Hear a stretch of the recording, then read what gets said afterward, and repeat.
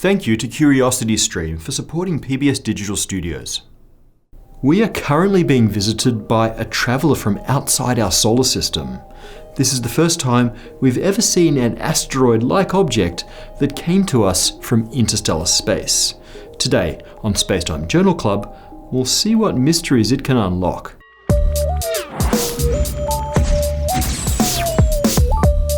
On October 19th this year, astronomers spotted an unusual object moving rapidly away from the Sun. The discovery was made by PAN-STARRS, the Panoramic Survey Telescope and Rapid Response System, a group of telescopes that constantly monitors the sky for moving or variable objects like asteroids or comets. This object was initially thought to be a new comet, but after 34 days of follow-up observations and a bit of orbital mechanics, it became abundantly clear that we were looking at the first object ever observed that came from outside our solar system.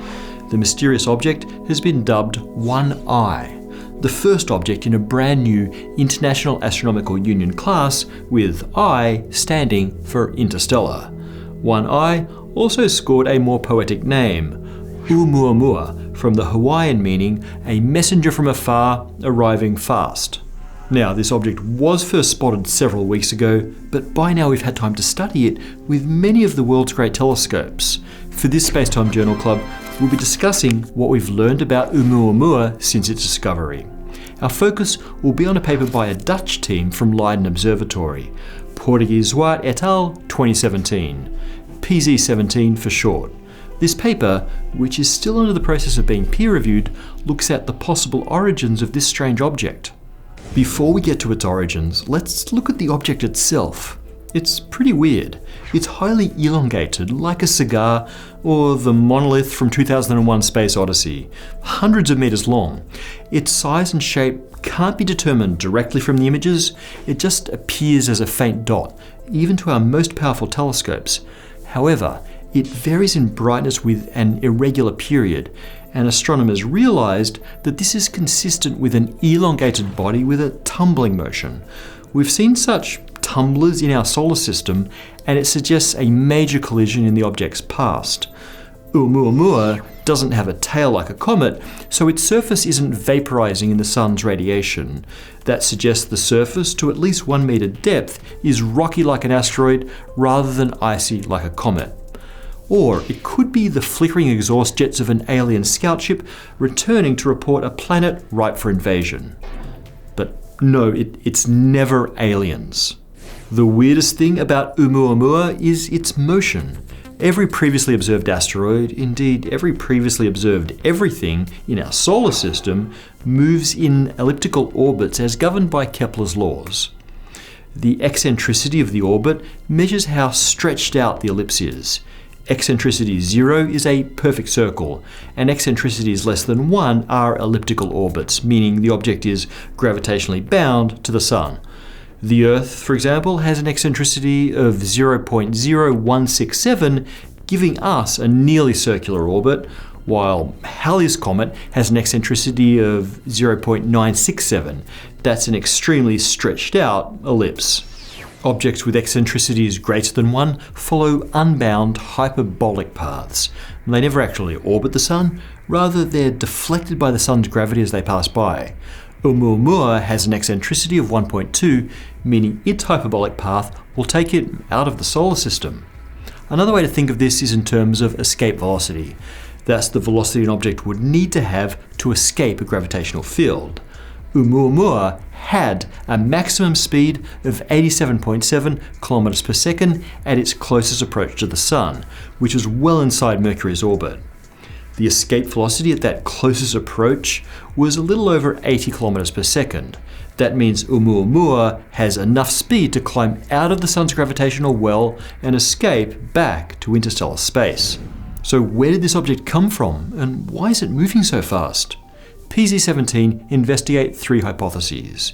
The first is that it originated in our own Kuiper Belt or Oort cloud.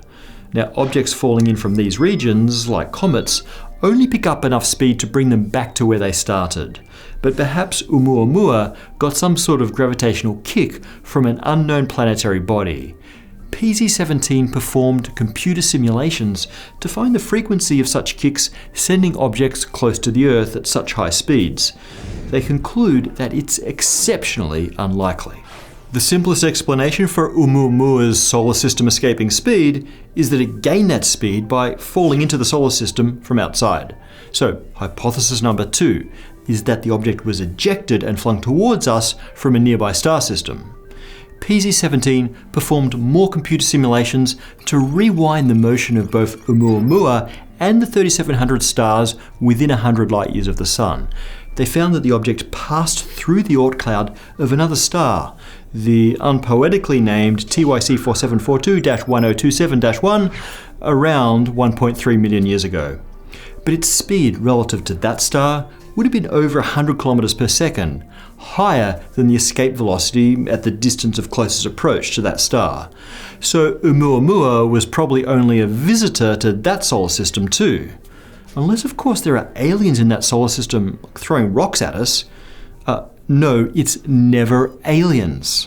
A third possible origin for Oumuamua is that it's been traveling for a very, very long time. It may come from a vast population of random debris floating around in interstellar space. People have hypothesized about the existence of such objects, and with good reason. In planet formation models, lots of chunks of matter, and even some whole planets, get ejected from the relatively violent protoplanetary disk. Given how many stars there should be a ton of asteroidal objects floating around in interstellar space. Our Sun, as it moves around the galaxy, passes through this field of debris. PZ-17 conclude that this is the most likely origin for Oumuamua. They dubbed this type of unbound, non-cometary object a lonely rock, or solar lapis. In their paper, they helpfully give the Klingon translation, mob nag, based on this one possible chunk of interstellar debris that we've found so far, and on the volume of space scanned by pan-stars. PZ-17 extrapolate to estimate the density of the debris field.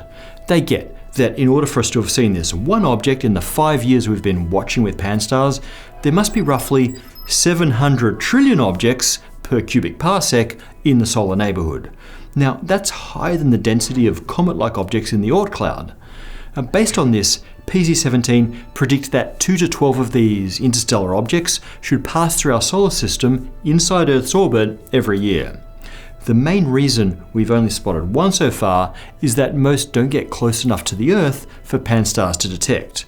Oumuamua got pretty close, only 18 million kilometers at closest approach. But even then, pan-stars was only just able to spot it. Anything smaller or more distant would be missed. The good news is that future telescopes will be much more sensitive.